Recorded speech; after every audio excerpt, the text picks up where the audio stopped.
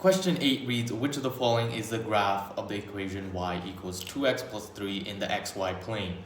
What we need to know is that this equation given is in the form of slope-intercept form.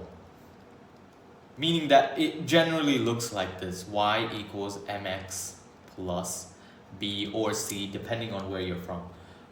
Doesn't really matter, but what does matter is that m is the slope and b is the y-intercept. And so in our equation y equals 2x plus 3, our slope is equal to 2.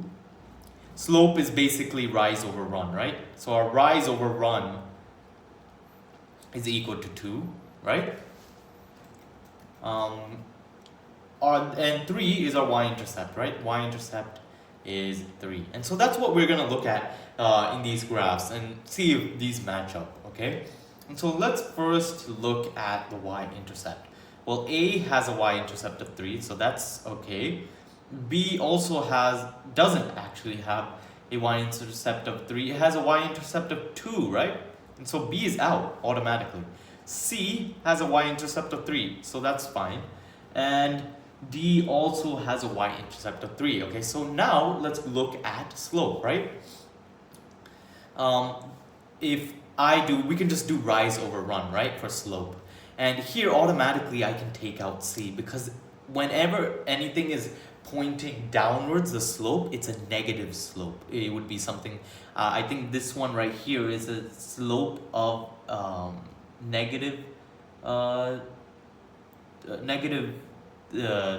over 2, I think, okay? And so that's obviously wrong, okay? So we can take out C. D, well, if I do rise over run, rise is 2 and the run is 4, and so that's our slope of half, and so that's wrong either as well. So A is actually a correct answer, and if we check, it's going to be a rise of 2 and a run of 1, and so that's 2 over 1, which is just 2, right? And so our answer is A.